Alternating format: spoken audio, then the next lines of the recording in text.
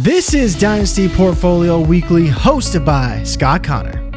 Welcome back into the trading floor. This week, we are talking about a very interesting topic that is going to come up during the offseason, especially during this time of the year when everything seems to be kind of just waiting for the next thing to happen, whether that be the playoffs to end, the Senior Bowl, the Combine, the draft to heat up, rookie drafts to kick off, NFL free agency to change the landscape. It's being able to take the time of the year. We all acknowledge that in Dynasty, there are times during the season where certain things are easier to accomplish than not. And one of those things right now is deciphering Dynasty demand. That is going to be this week's portfolio topic. And I wanted to touch on this because I've run into this. I've created a lot of content. I've listened to a lot of content over the last couple weeks or so talking about, hey, let's try to get to the right roster construction. Let's try to shed some of the roster cloggers on our team. Let's try to make some creative trades to get ourselves set up better, to embrace the variance of rookie drafts, to set up for being able to maybe move some of our picks into the future so we have more leverage during the season. But one thing that I've started to notice is there's a couple things at play here. The first thing is activity. Everyone here is in leagues that have different levels of activity. Some are extremely active, where I see trades going on weekly. I see people updating their trade baits. I see other people doing auto-accept trade blocks. Generally see some engagement. There's other leagues where people are checked out. They're either not active, they're not checking their trades, they're not checking the messages or the forums or the group chat. But other people are just resilient to doing anything, or resistant, I should say, to doing anything until they see the playoffs, until they start to see things emerge for 2024. So understanding the level of your league activity, I think, is very important. But aside from that, because the activity is going to pick up, the Combine, the Senior Bowl, that's going to happen. There's going to be more prospect talk. We're going to get closer to NFL free agency. Leagues are going to pick up. People are going to come back from the Super Bowl and the playoff hangover, and they're going to be ready to make some moves. They may go, ooh, now I have maybe a couple picks that I didn't even realize that I had. What should I do with these? Maybe I have some players that moved in free agency or something like that, to where people are now ready to make some moves. So I think understanding that word, dynasty demand, and with this topic, deciphering dynasty demand, what do I mean by that? And I think this is one thing that we have been unable to really quantify in trade calculators. I got a question the other day on X, what is the best trade calculator? And I sat there and I'm like, I can throw out a couple. I think I mentioned Dynasty Trade Calculator, DLF, Keep Trade Cut. There's a lot of them. There's a lot of sites that actually have general trade calculators that are built in. Heck, Dynasty Daddy has a trade calculator that's built in. And really, it can just pull data from other places and use that as the trade calculator for the site. You don't even have to build one that's proprietary, like something like Dynasty Trade Calculator or DLF. You know, they've essentially built their own and they keep it updated, and it's a little different than some of the others. But then I started thinking a little bit deeper on those sites, and the Destination Dynasty episode that I did this past week talking about tight ends. Tight end is a perfect position to kind of give this example of dynasty demand. You go to Keep Trade Cuts, tight end rankings. There becomes a point where it doesn't matter what the number is. Tight end 24, tight end 38, tight end 30. The order doesn't matter. Even if the Keep Trade Cut value is way different, 1,000 points more. Really, when you go to a real league and you're looking at players in those ranges, what is the one thing that is not captured on the trade calculator that actually is really influencing whether you can move that player? Demand. Demand. Is there demand for that player?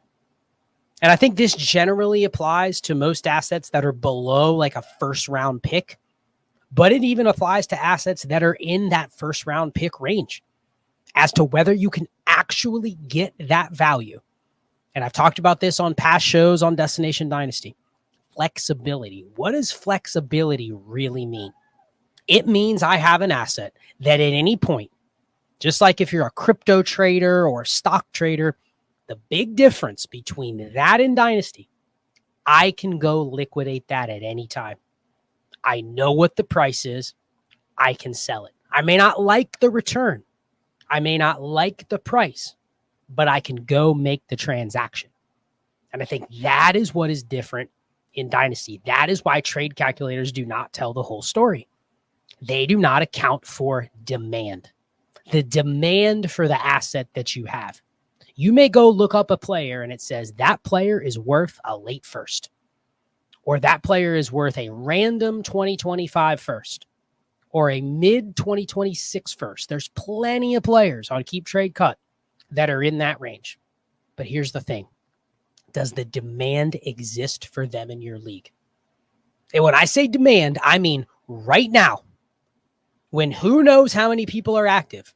In a 12-team league, maybe there's only 7 people actively checking the league and going, you know what? I'm going to check this trade offer, or I'm going to check my direct messages or the group chat within 24 hours. And that's being a little liberal on 24 hours. Hope it would be quicker than that. But let's just say 7 out of 12, and of course you being the 8th, are active. Now, of those 8, one of them is you. So you have 7 candidates to maybe trade that player. But let's just insert a random player. Let's say George Pickens. I happen to like George Pickens, right?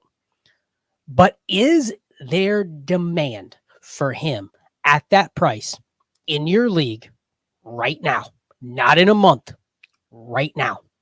And those are the components that actually make up that KTC price. It's not just the number. Because the number is, this is what it should be. This is what you should price it for. The actual demand is, can I go get that price? And can I get it in a timely manner where I'm not waiting 2 months to get it? Now, you may sit here and say, well, what is the reason that I need to get it today? But that's not the point. The point is, what is the demand? How do I get a pulse on the actual demand in my league? And what's very interesting is, without actually phrasing it this way, we talk about this all the time. We talk about this on Trades in 5. We don't necessarily use the word demand, demand, demand. Sometimes we'll use the word scarcity, but more often than not, it's just kind of a gut feel by somebody like myself that plays in a ton of leagues, like Shane that plays in a ton of leagues, the community members in our Discord that listen to the shows, that between all of us, tens of thousands, hundreds of thousands of even dynasty leagues out there being played in. And it's just the general feel of, well, you know what? I probably don't want to move this type of asset right now because the return is most likely not going to match what I want. But really what's that saying is the demand does not exist for the assets that are coveted. And I think that's a very important thing that you have to be able to grasp in your given league. You take the macro demand across Dynasty and you say, generally, I can give everybody that's listening to this show right now, I can just throw out a random name. Just throw out any random name. I'm not even going to do it, but just picture 3 random top 100, 150 players in Dynasty. Pick them. Take the top 100 in Superflex and pick 3 players randomly. So not like one from the top 10, whatever. 3 players randomly. And then as soon as you say the name, answer in your head unequivocally, is there demand in my league at the appropriate price? Even if it's not KTC, even if it's some average of every trade calculator that hypothetically we had, is there demand immediately for that asset in my league? And there's going to be some where you go, oh yeah, the 103 rookie pick, there's demand for it. There's somebody that would step up to the table within less than an hour in every league and would say, I have interest in that. CJ Stroud, maybe. And now I'm starting to throw out specific names or specific picks. But CJ Stroud, there's demand for CJ Stroud in every league. Now, at the price that you want, that's a little different. At the KTC price, quarterback 3 ahead of Jalen Hurts, maybe not. But it's interesting going through this exercise and thinking about how can I move my portfolio towards where I want it to be. And I think it's being able to embrace this idea of deciphering dynasty demand. What is in demand in my league? And if I want to make moves, if I want to fix my roster construction, if I want to accomplish something extrinsically, which generally that's what a roster construction trade is I am adding something to help my construction. I am getting rid of something to help my construction. And part of the value that I'm getting in that trade is the helping my construction part. It's not what I'm giving up or what I'm getting back in return. If I sell a guy like Gabe Davis for a 26th third, that's going to be lower than his KTC price. That is lower than his trade calculator price. But I'm also accomplishing something along with getting the third round pick, right? I'm accomplishing, hey, I'm probably moving off a roster clogger receiver. And unless I have a plan of what to do with him when he goes to a new team or re-signs with Buffalo or whatever, part of what I'm getting in that trade is I'm getting him off my roster, right? And that's what a lot of moves that take place during this time include: extrinsic value. And I think if you want to get those types of moves done, you have to go and figure out what is the demand across Dynasty, what type of assets are in demand right now: high-end quarterbacks, starting quarterbacks, young wide receivers, draft picks. Did I sum it up? Is that pretty much what everybody wants right now? So understand that if you're trying to make moves, probably saying, well, I have some of those things, but none of those are for trade because those are the things that I want to hold on to. You're probably not embracing the fact that in January or in February, the stuff that you want to move is probably not going to be in demand. And that's okay. There's going to be times where there's not much you can do. But I think this general understanding of knowing the time of the year, both in the NFL calendar and in the Dynasty calendar, and then understanding just how the general consensus of assets that are in demand, what is the macro voice out there kind of guiding people on how to play Dynasty, right? Understanding that is going to help you be a better portfolio player. Knowing there's going to be times where maybe some of the stuff that you have to sell is going to be in demand by everybody else. And that is the time where you go, you know what? I probably need to leverage those types of assets across my portfolio then. I think that's a huge thing. That's something I'm going to work on. I haven't really been able to quantify it, but I think it's very fascinating to go through and look at trade calculators and say, all right, here's the defined values. You can list them right here. The top 50 players on Keep Trade Cut. But how many of them across the board could you go and actually just liquidate on the fly? Somebody in your league within 24 hours would pay that price. And I would guess to say the answer is less than 30% of those assets. Doesn't mean you couldn't move them. Doesn't mean there isn't a deal to be had. But it's not that simple. It's not that I can just go get whatever I want, or at least if I want the price that's listed, I can go get it right there. It's no different than the analogy that I've used many, many times on here. You may have stuff in your house that is worth X amount of money. It is worth X amount of dollars. But there is a gap between you actually getting that price for it and the money being in your account or handed to you in person versus what it's worth on paper. There's some work that goes into it. Are you selling it? Are you selling it on Facebook Marketplace or OfferUp or on eBay, or are you putting it on Craigslist or whatever it might be? There is a mechanism where you have to actually extract that value. There is transaction time. There is a little work that goes into it. And sometimes it's easier than not. If you have something that everybody's looking for, boom, you post it on those sites, takes 5 minutes and you have it out of your house at the price that you want it.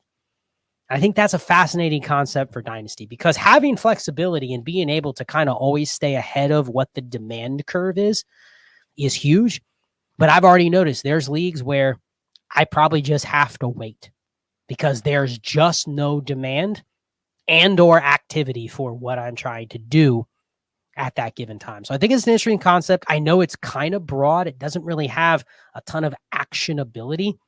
But I think the one takeaway I would say, if you're thinking about this while you're listening to this show, go to your league and just try to figure out what's going on in the league right now. What is in demand? Put some feelers out there. Put some feelers about, hey, I'm willing to sell this player or sell this type of player.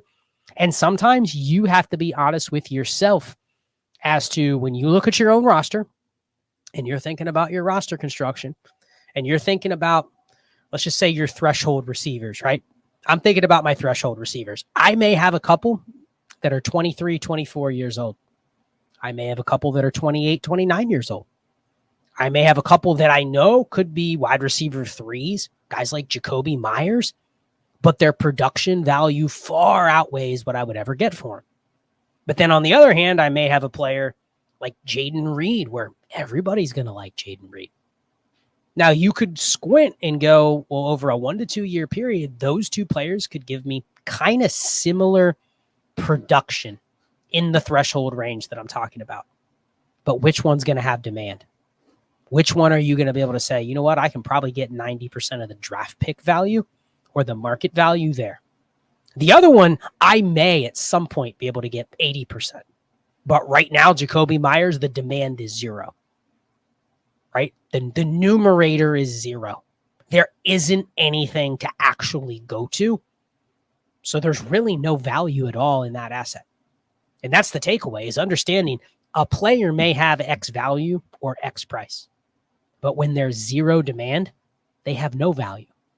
And sometimes we conflate that idea with, well, this player has no value. And what I mean by that is the player's stuck on your roster. There's nobody that will take them at anything close to the price you want. So effectively, a guy on paper that says, well, he's worth a second is actually worth nothing.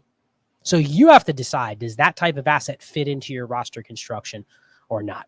So it's an interesting topic. It's a developing thing that I'm trying to figure out a better way to quantify, but it definitely does not exist in trade calculators. It does not exist out there in the most basic content creation space. There's no way to measure demand, dynasty demand. How do you decipher it?